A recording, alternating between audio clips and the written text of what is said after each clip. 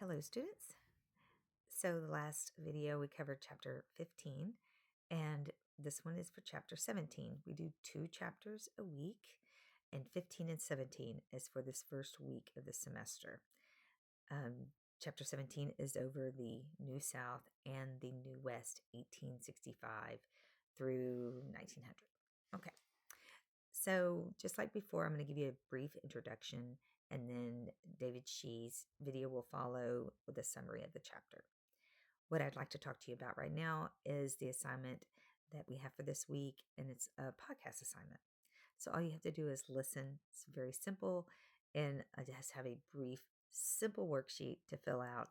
The trick is that you really have to listen to the podcast to be successful. And simple assignment.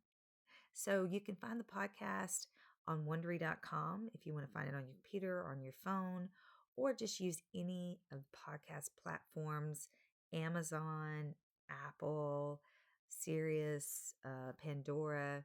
Podcasts are everywhere. There are so many platforms. If you have any questions, just email me on Blackboard or email me on my email. And if you have any questions, okay? So following this is David Shi's summary, and also use your outlines, and also I will have PowerPoints. Forgot to tell you that in the last one, PowerPoints in your content. Use those as well, just making things much easier for you to digest the content in any way possible. And again, if you have any questions, let me know. All right, David Shi is next. Soon after the Civil War, Henry Grady, the editor of the Atlanta Constitution newspaper, had a vision of what the post-Civil War South would look like.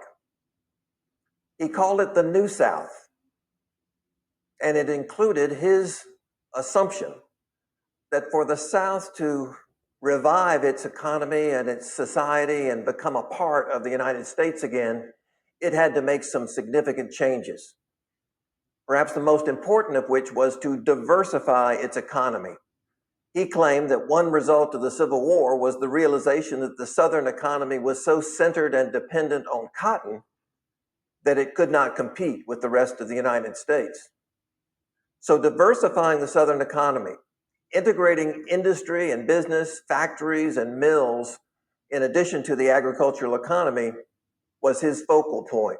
He also assumed that race relations would be harmonious. All of this taken together came to represent what was called the New South Creed, this progressive commitment to a different South in the future. And many business leaders and political leaders, mayors and governors embraced this notion.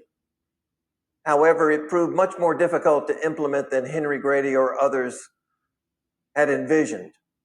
And as a result, the New South was a conflicted South. In the end, however, Henry Grady's vision of a New South proved to be naive. Traditionalists in the South ended up being much more powerful. And the idea of changing the economy, the social life, and the racial relations proved much too ambitious to succeed in just 30 years. Nevertheless, the dream of a South that was truly diverse, truly harmonious, and truly prosperous remained tantalizing as the 20th century began.